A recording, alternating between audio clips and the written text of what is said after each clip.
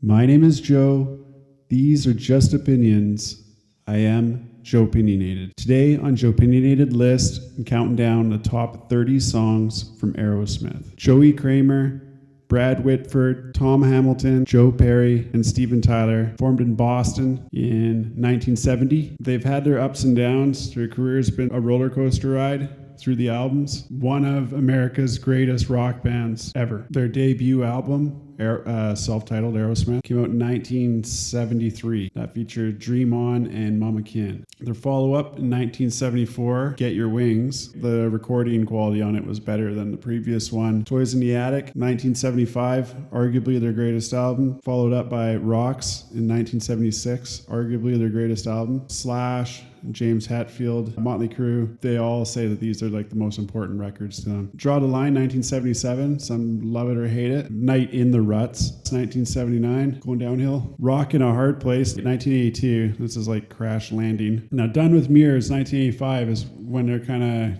coming back together as a group. There was some major tension, lots of drugs, and some infighting. It's very famous. Look it up if you care to hear the actual people tell their stories. Back up on top with Permanent Vacation, 1987, Pump, 1989, Get a Grip, 1993, Nine Lives, 1997, Just Push Play, 2001, Honkin on Bobo, 2004, and their final album in 2012, Music from Another Dimension. Slash just absolutely idolizes Joe Perry. There's a really cool story about Joe Perry's guitar while getting it from Slash. I think it was his 50th birthday. I didn't get into these guys until the late 80s stuff, so that's where I entered, was Permanent Vacation. Joey Kramer on drums, incredibly solid. I love watching these guys live. He's got legendary fills on a bunch of these albums. With Walk This Way was so important, obviously, for hip-hop too. Welcoming hip-hop into rock and roll, essentially. Walls need to be broken down. Okay, let's kick it off. Number 30 comes off of Toys in the Attic. I'm going with Adam's Apple from 1975.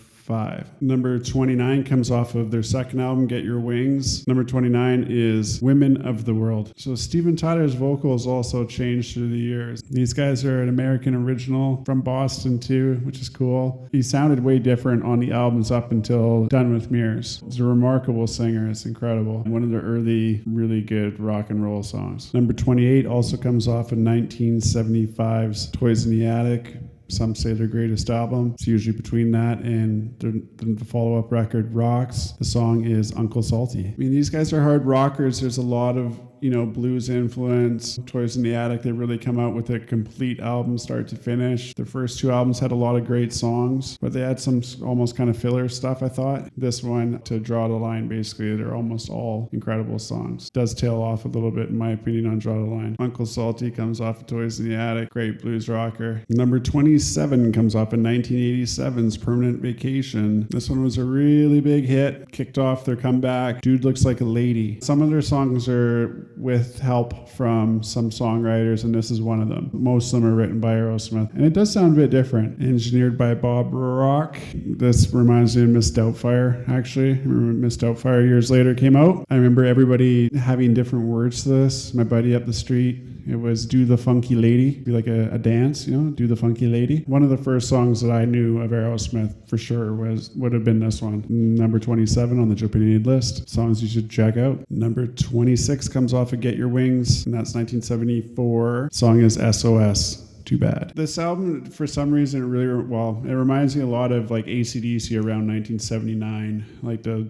later Bon Scott sound and stuff. And I like both bands, and they're totally originals. Just that's what I think of when I hear this. And a lot of their albums are hard rock, and a lot of them, there's a lot of soul behind it too, right? So there's combinations of a lot of things. Number 26, S.O.S. Too Bad. Number 25 comes off of 1993's Get a Grip. The song is Livin On The Edge. It's funny because a lot of Aerosmith songs, I wasn't into this song when it came out. This one took the longest, honestly, to grow on me. I've only kind of liked it the last couple of years. Maybe it's just because I've listened to the other ones enough. It's actually meant to be about something, which is not always the case with the Aerosmith songs. I don't really listen to Aerosmith for the lyrics. Great singer, great band, great songs. But this one has some substance. I think it's about riots and Watts and all that stuff. Shout out to Weird Al Yankovic for an equally great Living in the Fridge. Number 24 comes off of 1987's Permanent Vacation. I'll get chewed up for this one. The song is Angel. This is one of my favorite Aerosmith ballads. Ballads paid the bills for Aerosmith. I remember my sister being right into this one for sure. I remember it being played at dances when I was very, very young. Number 23 comes off of Draw the Line from 1977. The song is Kings and Queens. Sean, who's down at Wiffle Games, who I bought that copy of Rocks off of. Shout out to Wiffle. Pretty sure this is one of his favorite Aerosmith songs. He's a big Aerosmith fan. Another buddy of mine was a big Aerosmith fan, was James out of Victoria. I remember he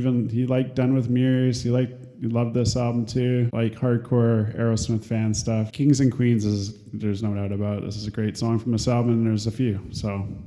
There's more coming. Number 22 comes off of 1993's Get a Grip. The song, the monster ballad this time, is Cryin. Now, first of all, when I was younger, I wasn't crazy about this song. It was definitely like slow dance heaven, and heard this song my entire upbringing. My buddy Jord, who does music in these episodes sometimes, Jordan Venn, he's in the background, so I'll try to put him into this one. I remember he would play some of these songs acoustic. When I heard somebody else sing the lyrics or whatever, he was like, oh yeah, okay, very cool. That's what got me back into listening to Aerosmith ballads from Get a Grip. Alicia Silverstone and Liv Tyler too, obviously Steven Tyler's daughter, who later on was in Lord of the Rings. Yeah, Alicia Silverstone was like mega babe when I was younger, for sure. Some hardcore Aerosmith fans they're not having this. Like, no way. It's 70s or bust. And number 21 on songs you should hear from Aerosmith, JOEpinionated list, off of Permanent Vacation. I'm going with this blues rocker, Hangman Jury. It's funny, a lot of bands try to do this, try to go back to this kind of sound. They fall flat on their faces.